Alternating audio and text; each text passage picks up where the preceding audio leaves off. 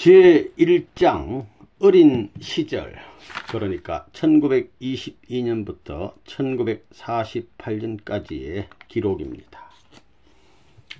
먼저 이 책을 읽음에 있어서 책 내용 전체가 귀한 내용이지만 시간 관계상 다 읽을 수가 없고 일부분만 조금 읽어보도록 하겠습니다.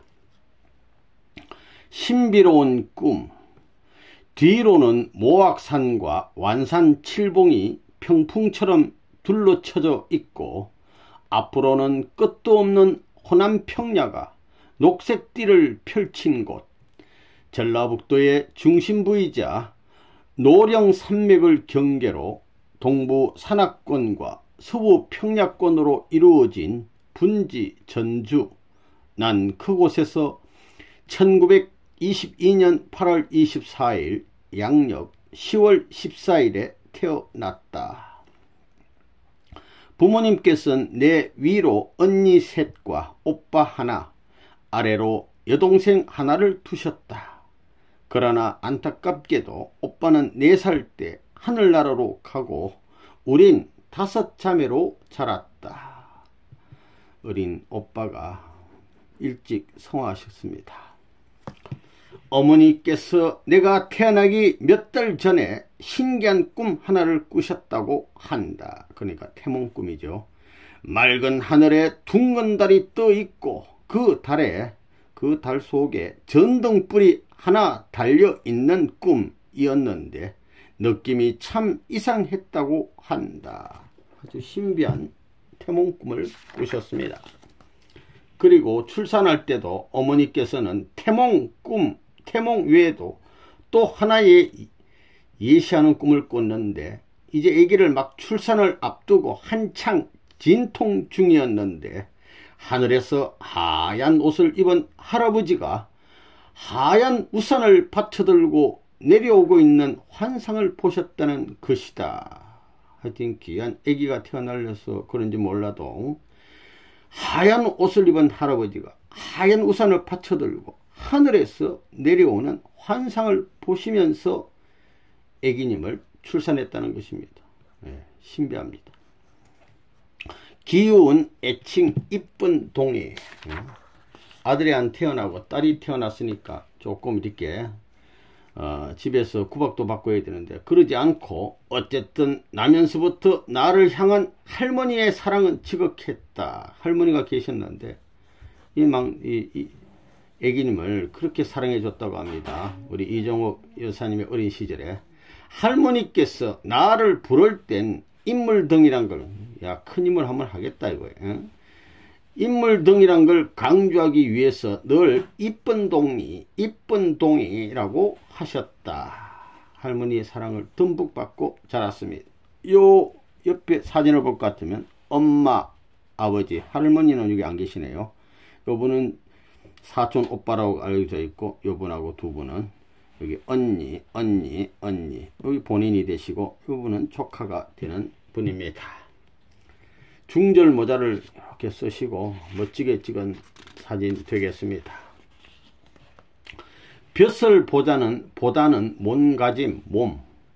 나의 할아버님은 전주 이시 13대 손이셨다. 이렇게 쭉 내려오시는데 할아버님은 이자 석자영 이석영 할아버지고 호는 운전이셨다. 이었는데 무가에 등재해 동원에 중추원 의관을 지내셨다고 한다. 좀 벼슬 좀 하시고 우리 집안에선 동네 어귀에 선 우뚝 선 당상나무 같은 분이셨다. 그러니까 우리 집안에서는 좀 자랑이다 이거죠. 버팀목 같은 분이었다 이거죠. 그러나 애석하게도 내가 태어나기 전에 이미 별세하셨기 때문에 난 할아버님과의 추억은 갖지 못했다. 아버님께서는 1892년 8월 생으로 할아버지의 넷째 아들이셨다. 이자 동자 길자를 쓰셨고 전북 옥구군 인표면에서 태어나셨다.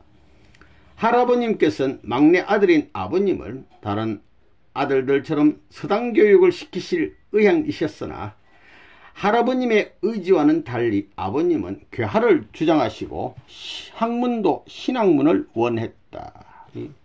막내 아드님 아버님께서 뭔가 좀 깨치신 것 같습니다. 아버님께서는 어떤 일에서건 시대보다 생각이 앞서 있던 분이셨다. 그분이 살아온 흔적을 더듬다 보면 짧은 생을 참 활달하게 보내셨다는 생각이 든다. 한때 만주의 장춘에서 독립군을 돕기도 했고 해방 후엔 언론의 뜻이 있으셔서 전북일보를 재건했다.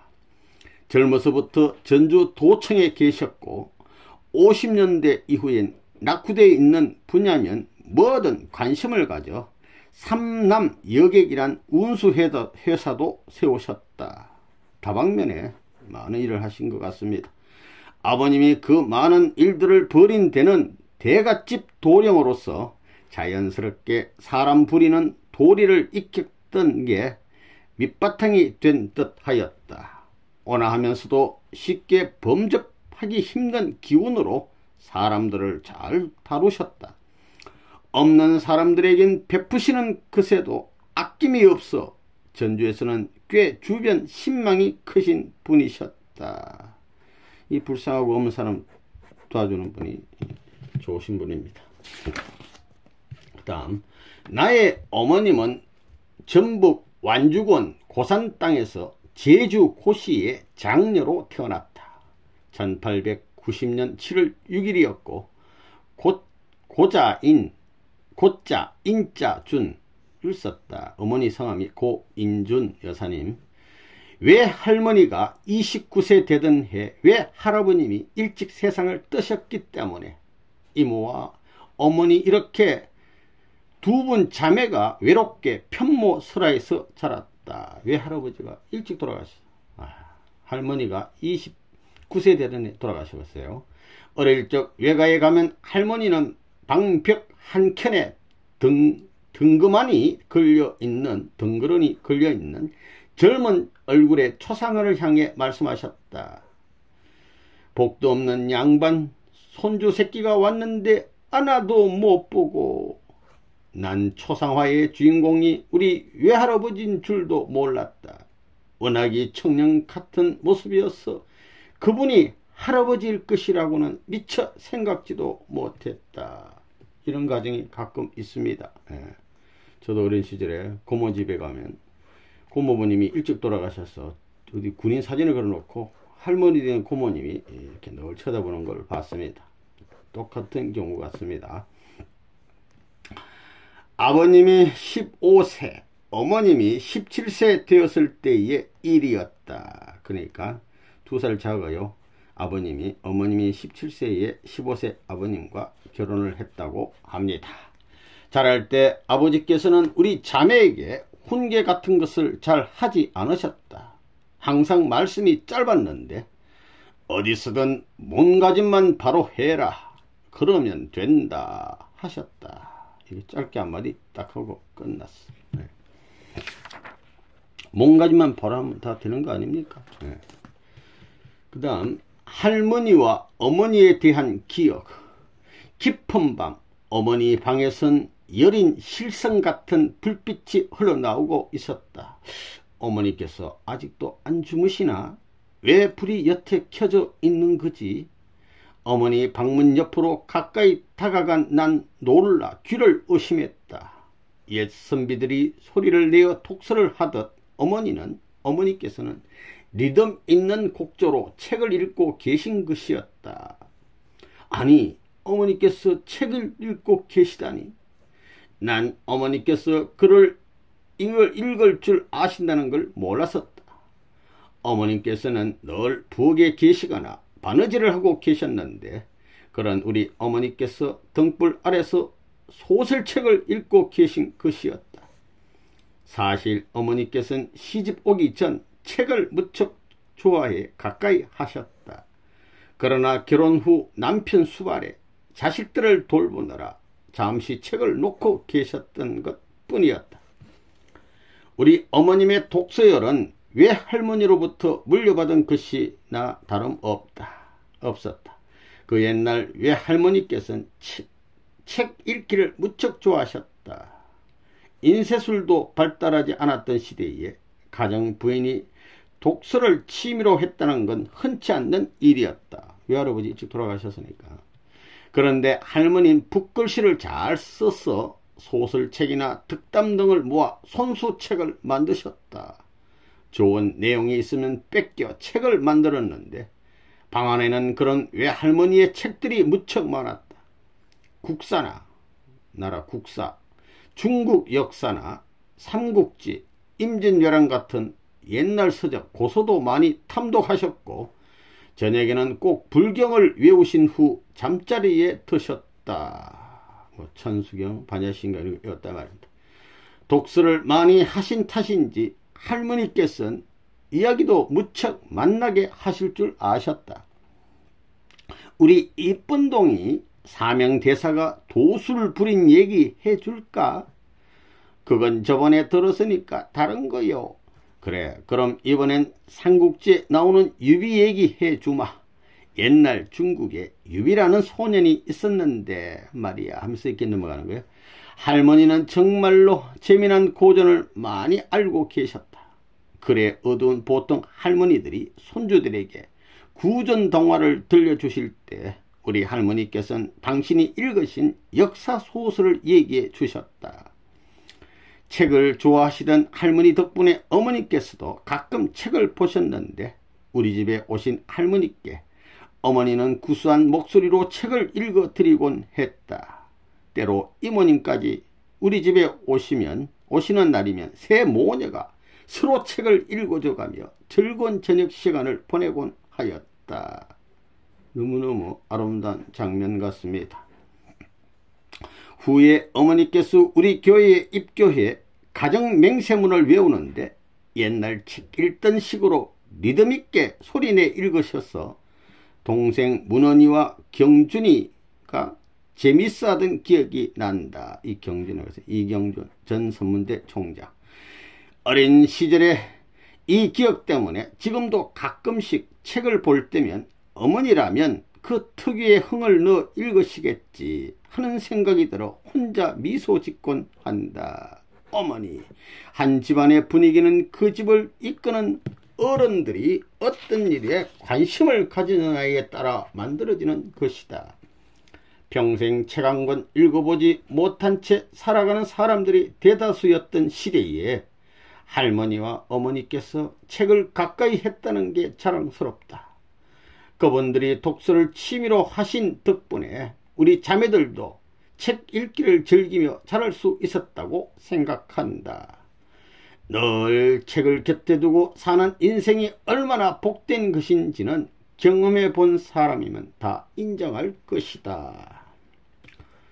요새 말로 하면 우리 통일교시로 하면 늘 훈독기를 하신 분 같습니다. 그런 가정입니다. 그 다음 엄격했던 가정교육을 엄격히 하신 것 같습니다. 그리고 어머니의 봉사와 예절을 볼 것 같으면 우리 집 뒤터에는 각종 채소가 소담스럽게 열을 지어 선 텃밭이 있었다. 뒤 땅이 넓어. 그다 텃밭이 있는데 상추며 고추, 배추, 시금치 등 그곳에서 수확한 야채는 언제나 식탁을 풍성하게 했다. 우린 비린 것만, 그러니까 생선이나 해산물 이런 거 비린내가 약간 나는 거 비린 것만 사 먹었고 다른 것들은 전부 어머니의 손으로 가꾼 그것들로 반찬을 만들어 먹었다. 참 이렇게 되었습니다. 그런데 한 가지 이상한 점이 눈에 띄었다. 이제 야채를 밭에 많이 재배를 했으니까 이제 수확을 해서 크고 싱싱한 것들만 모아놓은 바구니와 잎이 해진 것과 자질구레하게 생긴 것들이 담긴 바구니 각기 2개가 있는 게 아닌가. 좋은 것과 나쁜 것이 확연히 구별되는 바구니가 2개인 것이 의아했다. 저 바구니는 뭐고 또 이 바구니 것은 누가 먹을 것인가 하고 물었다. 야채 중에 좀 싱싱하고 좋은 거하고 좀 이렇게 안 좋은 거하고 2 바구니를 만들어 놓고는 저것은 동네 사람들 나눠줄 것이고 이것은 우리가 저녁에 반찬 찬으로 쓸 것이다. 우리가 먹겠다는 얘기. 어머니는 싱싱한 야채가 가득 담긴 바구니를 동네 사람들 것으로 가리켰다. 아니, 애써 가꾼 채소를 다듬기까지 해서 좋은 것은 모두 남주다니 난 어머니가 못마땅했다. 우리가 주인이고 우리가 키운 건데 우리도 좋은 것 좀 먹읍시다. 난 따지듯 어머니에게 말했다. 실컷 먹고 쓰고 나서 남에게 줄 것이 어디 있니? 내가 좀 덜 먹고 덜 써야 남에게 줄 게 있지. 그리고 남한테는 좋은 것을 먼저 주어야 해. 우리 어머님 성녀 같은 마음을 품으셨어요. 아이, 좋은 거는 남 주고 좀 시들고 막 이런 거 좀 찢어진 거 이런 거 우리가 먹자. 얼마나 훌륭하신 어머니인지 모르겠습니다. 그 사람들은 우리가 무슨 덕을 본 적도 예우를 갖춰야 할 관계도 아니었다. 그저 이곳에 사는 빈곤한 처지의 사람들일 뿐이었는데 어머니께서는 그렇게까지 우대해 주셨다. 아주 귀한 성품입니다. 어머니께서 특히 강조했던 말씀은 무엇보다 어떤 상황에서도 변명하지 말라 하는 것이었다. 변명하지 말라. 얼마나 훌륭한 말입니까? 변명하지 말아라. 변명처럼 추한 것은 없어. 본인만 바르고 정직하다면 다른 이유를 대지 말고 꼿꼿 하라는 것이었는데 언젠가는 다 밝혀져. 이 한마디를 지키려니 억울한 일도 많았다. 하늘이 알고 땅이 안다는 얘기야. 다만 몇 마디라도 하면 쉽게 일이 마무리될 수도 있을 것 같은데 어머니의 방법은 진심을 알리기까지 인내가 필요한 것이었다. 훗날 내가 통일교에 입교하자 참 아버님께서 위하여 살라. 이거 변명하지 말라는 거 일맥상통한 말입니다. 위하여 살라고 한 말씀하셨다. 난 그 말씀을 들으며 어머니를 떠올렸다. 어머니께서는 이미 그 말씀을 생활하고 실천해 오지 않았던가. 세상 어머니에 대한 존경과 감사가 밀려왔다. 너무너무 훌륭하신 어머니. 그 다음 예향의 도시에서 뛰놀다. 예향 그러니까 예술의 고장 이런 뜻입니다. 전주는 산과 평야가 사이좋게 산도 있고 평야도 있고 공존하는 천혜의 자연 경관을 자랑하는 곳이다. 또한 우리나라 남도 문화의 중심지로 옛날로부터 전통 문화가 발달한 도시이기도 하다. 자연과 문화의 땅, 게다가 교육의 고장이기도 한 전주에서 나는 이글거리는 태양을 이고 머리에다가 이고 실컷 뛰놀며 어린 시절을 보냈다. 어린 시절은 뛰놀고 보내는 겁니다. 여기 오른쪽 사진을 볼 것 같으면 전주 여자 보통학교 시절 맨 오른쪽이 저자 이렇게 되어 있습니다. 키는 제일 작은데 또 제일 예쁜 것 같습니다. 손은 다소곳이 이렇게 붙잡고 아름다운 사진이었습니다. 아이쿠, 우리 정옥이 이번엔 5등 안에 들었던데 지금처럼만 계속하면 톱 1등도 문제없어 보여. 어때? 앞으로도 계속 열심히 할 수 있지? 늘 성적이 떨어졌다가 열심히 공부해서 이제 5등 안에 들었어. 선생님께서는 5손가락을 들어 보이시며 화이팅! 이란 눈빛을 보내셨다. 한 학급에 각각 55명씩 두 학급이었으니 전체 110명 가운데에서 5등 안에 든 것이었다. 공부도 좀 마음만 먹으면 잘하는 것 같습니다. 110명 중에 5등. 난 복습보단 예습 방식을 택하기로 했다. 먼저 배울 내용을 쭉 한번 훑어보고 수업에 들어가면 이해가 잘 가지 않던 부분이 머리에 쏙쏙 들어왔다. 아, 저건 저랬구나, 이건 이랬구나 하며 깨닫는 재미가 그만이었다. 우리 학생들 공부할 때 복습을 열심히 하는 선생도 있고 예습도 물론 다 중요한데 우리 이종옥 선생께서는 예습을 주로 해서 공부를 잘했구만요. 미리 딱 예습해보고 가면 선생님 강의가 머리에 쏙쏙 들어왔다고 합니다.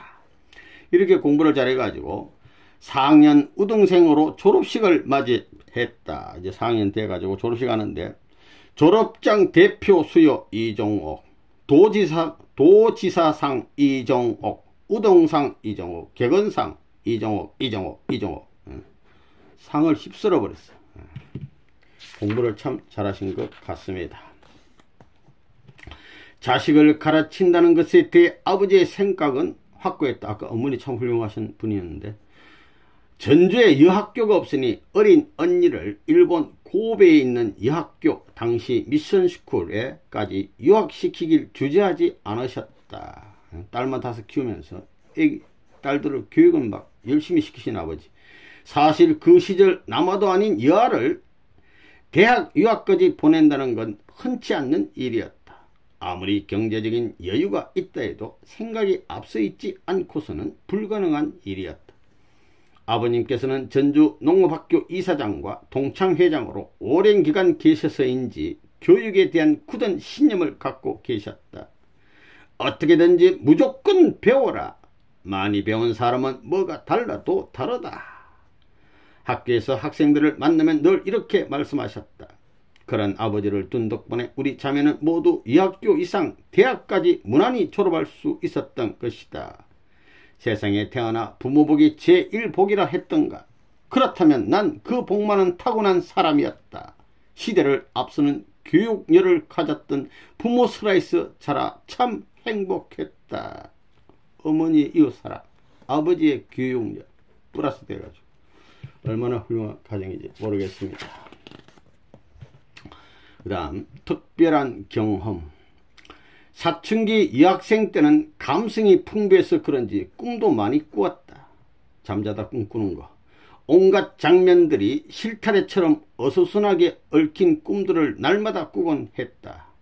간밤의 꿈에 대해 어머님께 여쭈면 엄마 나 이런 꿈 꿨어요 하면 키가 크리고 그런 거다 라며 대수롭지 않다는 듯 대답해 주셨다. 나 역시 이런저런 꿈들을 꾸고 나면 오늘은 좋은 일이 있으려나 몸 조심해야 할 것 같아 하곤 이내 잊어버리곤 했다. 그런데 그런 흔한 꿈들과는 확연히 다른 꿈을 꾼 적이 꼭 4번 있었다. 첫째, 꿈 하나. 내가 골고다 언덕 위에 서 있는데, 이스라엘의 골고다 언덕, 수백 층의 고층 건물 같은 거대한 바위가 갑자기 하늘로 치솟아 올랐다. 나는 그것이 골고다 언덕이라는 사실을 그 꿈에서 처음 알게 되었고, 그게 골고다예요. 나중에 내가 그 반석이 하나님의 상징이라는 사실도 알게 되었다. 하나님 상징하는 반석이 큰 바위가 하늘로 올라가. 2번째 꿈. 하나님이 해와를 창조하시기 전엔 태초인 뜻 지구상에 아무도 없었다. 단지 봉우리만 능선만이 첩첩이 지평선 끝까지 다 있었다. 그곳 동쪽 하늘에 거대한 붉은 태양이 솟아 올라 있고 그 둘레를 흰 구름이, 이 흰 구름은 좋은 거예요, 에워싸고는 춤추던 물결치고 움직이고 있었다. 신비한 꿈 아닙니까? 그 장엄한 아름다운 광경을 넋을 잃고 바라보고 있을 때였다.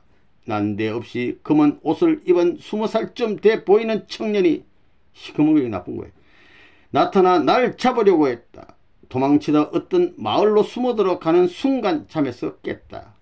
이 꿈은 후에 참 아버님께서 태초의 해와의 모습을 꾼 것이라고 알려주었다. 이종호 선생님이 해와 입장에서, 이건 아마 사탄인 것 같습니다. 시커먼 놈. 쫓아와서 숨는 꿈. 태초의 모습도 보시고 해와의 모습도 상징으로 보시고. 3번째 꿈. 옛날 내가 페르시아 장군들이 입었던 갑옷을 입고 본인이 갑옷을 입고 소련군과 싸우고 있었다. 둥근 철로 된 방패를 들고 높은 계단도 날아다니듯 자유롭게 오르내리며 싸움을 아주 잘했다. 위험할 때는 민첩하게 피하곤 해서 결국 승리했다. 이 꿈은 우리가 공산주의와 싸워서 승리한다는 걸 예시해 준 것 같다. 꿈 4번째. 전주 고향집에서 남쪽을 바라보면 남고산이 우뚝 솟아 있다. 그런데 꿈에 남고산 중턱에 맑고 푸른 호수가 있는 것이 보였다. 호수가 흘러 그 밑에 또 하나의 호수를 이루고 있는 모습이었다. 호수의 물들이 시원스럽게 밑으로 흘러내려 푸른 폭포수를 이루고 있는 아름답고도 장엄한 광경이었다. 물이 하나님을 상징한다는 것을 입교 후에야 알았다. 이 네 가지 신비한 꿈을 꿨습니다. 요셉이처럼 아주 신비한 꿈을 꾼 것 같습니다. 누구나 살면서 한두 번쯤은 신비로운 경험들을 하게 마련이다. 하나님은 가끔 신비라든가 기적의 형태로 그 존재를 알리시는 것 같다. 이 꿈들을 꾸었던 당시에는 생생하다는 것 외에 그 큰 뜻을 알 수 없었다. 그땐 통일교는커녕 성수조차 모르고 살았으니까 어쩌면 당연한 일이었었는지도 모른다. 그러나 후일 통일교에 입교하고 그 꿈의 정체가 계시였다는 걸 알게 됐다. 꿈을 꾼 지 꼭 20년은 만에 하나님께서 주신 꿈이었다는 걸 알게 됐을 땐 참으로 놀라움을 감출 수 없었다. 내가 성경조차 모르고 살던 그 옛날부터 이미 하나님께서는 나의 모든 걸 주관하고 계셨던 것이다. 우리는 하나님을 몰라도 하나님께서는 그의 자식인 인간을 한치도 잊지 않고 계신다. 그들은 잊을지라도 나는 너를 잊지 않을 것이다. 이사야 49장 15절 말씀. 여기 보면 이종호 선생님 보면요, 원리강론도 일본어로 번역했지요. 세공산주의도 일본어로 번역하시지 않았습니까? 그러니까 공산주의하고 싸우는 것도 일면 이해가 됩니다. 그 다음 약학 전문학교 유학길에 오르다. 이제 여고 4학년 졸업하시고 일본 유학길에 들어선 겁니다. 내가 유학교를 졸업하던 해인 1942년은 일본이 우리를 지배하고 있었다. 일제 식민차 시대. 일본이 가혹한 점령 정책에 페달을 가할수록 한국은 점점 더 그들의 지배에 이끌려갔다. 이 땅에서 일본식 건물을 이제 더 이상 낯선 것이 아니었다. 일본들이 사람들과 자꾸만 자기들 건물 짓고, 그들은 동네 요지마다 틀을 잡고 일식 건물을 세웠고 일본식 건물을 세웠고, 거리마다 일본인들이 넘쳐났어. 활기치고 다녀. 이놈들이 창씨 개명을 강리 이름을 바꾸라고 하질 않나 나라 살림도 일일이 간섭했다. 이런 어려운 시절이었습니다. 1942년 유학교 졸업을 앞두고 나 또한 어려운 선택의 기로에 서 있었다. 무슨 일이 있어도 배움은 계속해야겠는데 명확히 정해진 것이 없었다. 마음 같아선 미국 유학을 가고 싶었지만 일본과 미국이 대치하고 있는 마당에 그건 꿈도 꿀 수 없는 일이었다. 요 위에 보면 동경으로 유학을 하게 됐는데 그때 사진, 유학 시절 사진 되겠습니다.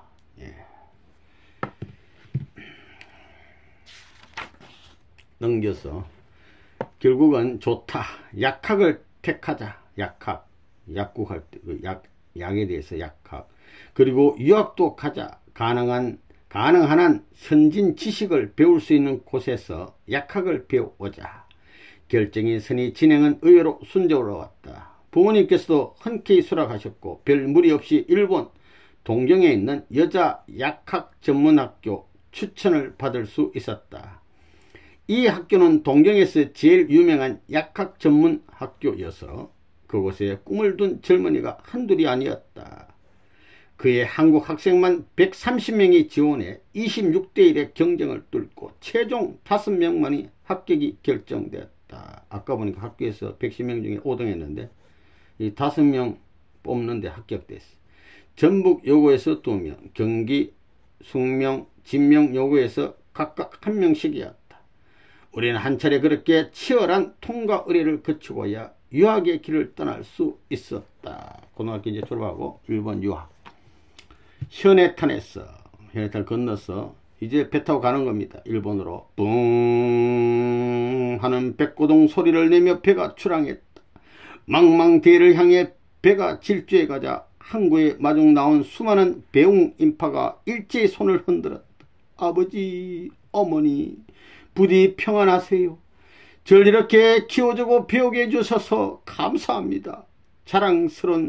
당신의 자랑스러운 딸이 돼 돌아오겠습니다. 하고 주르륵 한 줄기 뜨거운 눈물이 흘러내렸다.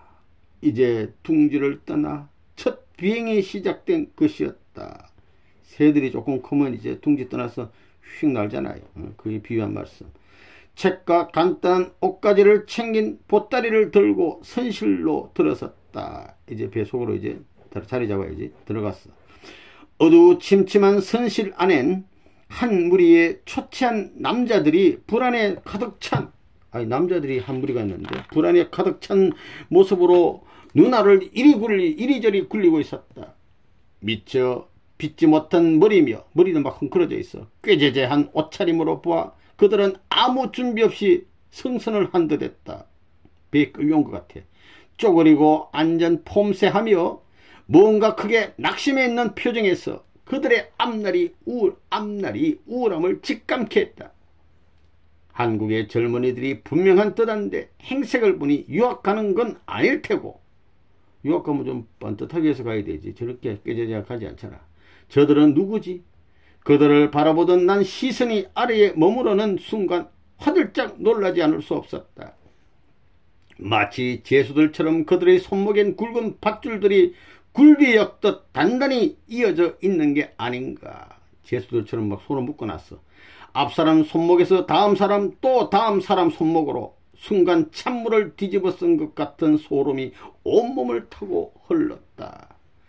저들은 조선인 강제징병용과 노무자들이었다.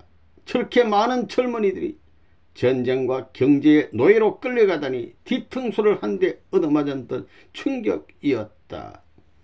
잠시 후 일본 군복을 입은 인솔자가 나타나더니 다짜고짜 고함을 치기 시작했다. 야, 이 조센징 새끼, 열 똑바로 못 맞춰! 오른손에 했던 몽둥이로 사정없이 내리치자 차마 듣기조차 힘든 비명소리로 배하는 선실하는 아수라장이 되었다. 여기서 잠깐. 일본 사람들이요, 우리 한국을 합병하고 우리 국민들을 얼마나 못살게 굴였는지. 강제징병용입니다. 징병 뭐냐면 우리 한국의 청년들을 끌고 가서 일시키는 걸 징병, 강제징병이라 하는데요. 그 노무자들도 끌고 가서 일시키는데 이유 없이 끌고 가서 무슨 일시키는 겁니다. 그게 기록에 보면 한 480만 명 될 것 같다고 그럽니다. 또 전쟁터에는 한 20만 명을 끌고 갔다고 합니다. 플러스 하면 한 50만 명 됩니다. 그 다음에 정신대도 한 20만 명 우리 처녀들을 가서 이렇게 생고생 시켰습니다. 예. 얼마나 참 무슨 일제에 우리가 시달렸다는 것을 알 수가 있습니다. 당시 우리 한국의 인구가 한 2,500만 정도 된다고 했을 때 국민 5분의 1이 이렇게 끌려가서 고생하시고 전쟁터에 가서 정신대로 우리 희생의 길을 갔다는 생각할 때 얼마나 원통한 일인지 알 수가 없습니다. 예. 이걸 배 안에서 보게 됐다 이 말입니다. 예. 그러니까 결심을 단단히 하고 공부를 해야 되겠죠. 기숙사의 둥지를 털고 이제 배가 이제 일본에 도착했어. 항구를 빠져나온 나는 시모노세키에서 동경으로 가기 위해, 거기서 끝난 게 아니에요. 그것도 기차 타고 올라가야 돼. 열차편에 몸을 실었다. 그런데 열차가 동경을 향하는 동안 난 한시도 창밖에서 눈을 뗄 수가 없었다. 말로만 듣던 그들의 경제 성장은 과연 눈이 부실 지경이었다. 당시 서울은 중부 소방서 막루대가 제일 높은 곳이었다. 그런데 일본은 1928년부터 고층 아파트가 지어졌다. 철길이며 도로도 이미 모두 닦여 있었고 도시가 정갈하게 잘 발달돼 있었다. 난 그때까지 서울 도심도 아닌 전주에서 자랐기에 더더욱 일본의 발들이 놀랍게 느껴졌다. 반듯반듯한 길들, 일본식 2층 집들의 군상은 우리네 그것들과는 사뭇 달랐다. 시내를 조금만 벗어나도 다 쓰러져가는 초가집들이 대부분이었던 전주가 떠올랐다. 역시 그들은 우리보다 한 수 위였다. 사탄은 항상 앞서가는 겁니다. 자꾸만 주눅이 들었다. 그러나 나는 앞을 밟을수록 고개를 드는 질갱이처럼 나를 다져보려 애쓰고 있었다. 어디에서도 이젠 한국말을 들을 수가 없는 여기는 일본. 난 이곳에서 새로이 시작하려 왔다. 우리보다 앞선 것이 있다면 무엇이든 배울 것이었다. 그 길만이 현해탄을 건너는 배 안에서 보았던 슬픈 형제들의 얼굴에 답하는 것일 거란 생각이 들었다. 열차가 동경에 가까울수록 마음이 차분해졌다. 사탄이가 모든 것을 뺏어가서 항상 먼저 화려하게 하지만 결국 다 복귀해 오는 것입니다. 전주에서 기차 타고 하룻밤, 현해탄 건너 또 하루, 그러니까 전주에서 기차 타고 하룻밤 와가지고 배 타고 또 하루, 시모노세키에서 동경까지 다시 또 하루 건너가 이렇게 3일이 지났어야 동경역에 도착했다. 몸은 파김치가 되어 있었다. 일본 가는데 3일 걸려. 당시 일본에는 약전, 그러니까 약학을 공부하는 전문학교, 약전이 여럿 있었는데 그 중에서 동경 여자 약학 전문학교는 가장 좋은 학교로 알려져 있었다. 그래서 거기에서 공부를 하게 된 것입니다. 이렇게 공부를 열심히 했습니다. 처음에 나는 일본에서 자취도 해보고 다양한 경험을 해야 되니까 하숙도 하며 다양한 생활을 해볼 생각이었다. 그러나 친구들과 그곳에서의 생활이 좋아 결국 4년 내내 기숙사에서만 지내게 됐습니다.